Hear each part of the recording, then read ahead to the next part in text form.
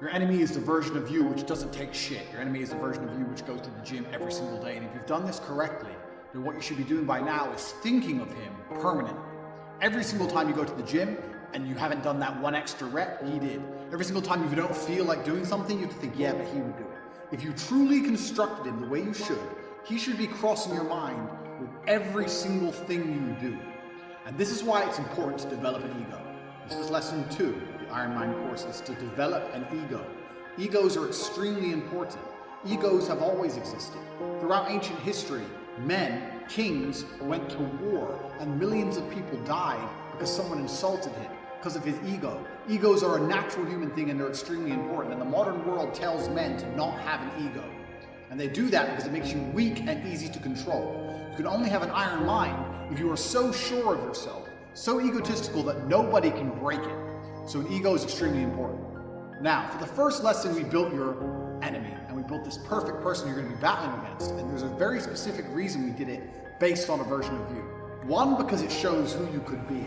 The other reason is also because if your ego is based around beating this person, you get to go through life and be a nice guy to everyone else. People say don't have an ego because they think that if they give you an ego, you have an ego, you're going to be egotistical to the people you meet. I'm a nice guy to everyone I meet because they're not my enemy.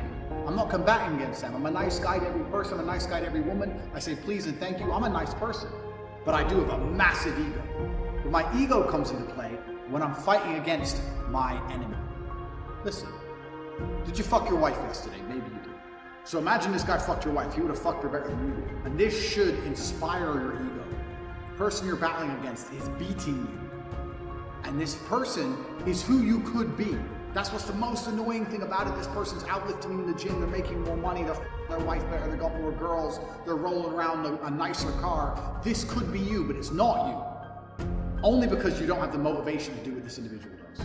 Nothing to do with genetics, nothing to do with luck. This person is you and they're beating you. And this should inspire your ego. Most people's egos work against them, and the way it works against them is they feel entitled. They wake up and they think, oh, I deserve a nice car, I'm a special person, I deserve a nice car. And then when they don't get a nice car, they get disheartened and annoyed. That is not the right way to use an ego. An ego should be used as in, I deserve a nice car, so I'm gonna go get it. That's an ego. So this person who you've built, your enemy, he has a nice car, because he has worked harder than you. So he has a nice car and you don't have one. Whose fault is it? There should be no reason, no excuse for you to not do everything that you believe you need to do to be the best person you can be if you've properly created this enemy. You've looked at this list, 25 to 30 points long, of everything this guy does. And you should look at that list and think, this is who I'm competing against. I need to start getting my shit together. And your ego should stop you from wanting to lose. Otherwise, day after day after day, you are losing to this individual. This individual is beating you day after day after day.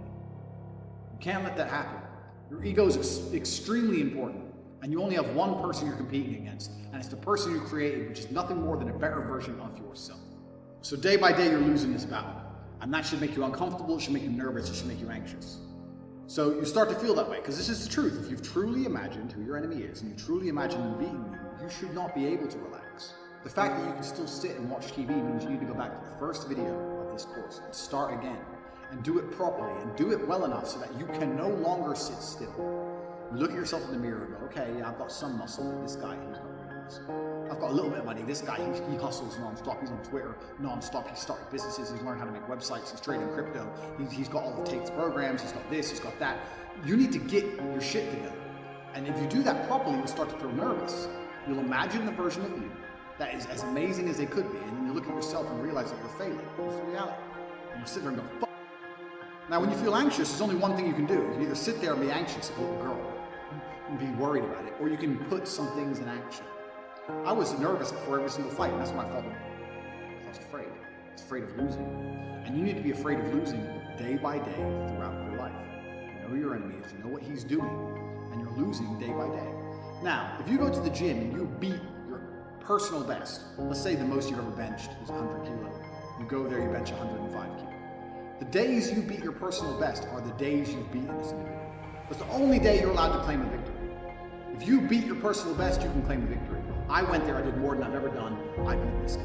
But if you're not beating your personal best, he is beating you. And that should inspire you to try and smash through your own records day after day after day, the most money you've ever made, the most weight you've ever lifted, the most girls you've ever spoken to. It doesn't matter what goals you've set. You have to understand you're going to spend a lot of time losing. And all this time you're spending losing is going to damage your ego, and that's going to make you anxious and unhappy and nervous, and you're going to put all that nervous energy into smashing your personal records so you have those days of victory. Everything compounds. What most people don't understand is they think that life just changed overnight. Everything compounds. People say to me, "Oh, Tate, how did you become successful?" I can't tell you the one thing that made me successful. I was always driven, motivated. I understood how to make good connections. I looked after the people who looked after me. I always knew what the right thing to do was. I didn't drink for many years of my life. I didn't do this, I didn't do that, but I did do this. And it all comes together to success. It's not about one thing. A lot of people go through life with a very average attitude to life and they wait for their one big break. Yeah, maybe you'll get it, but that's not the reality. If you're hoping for a big break, you have to build your big break. And you're going to do that with 1,000 tiny victories. It's a change of mindset that's going to allow you to put together 1,000 tiny victories. And the change of mindset is simply understanding that there's a version of you that exists somewhere in the multiverse, which is much better than you are right now. They have the same star, the same genetic composition, but they are destroying you in every measurable metric, purely because they don't get lazy, don't get tired, don't watch TV, don't waste their time. They have an iron mind. And that person is going to become you now. That is who you are fighting against.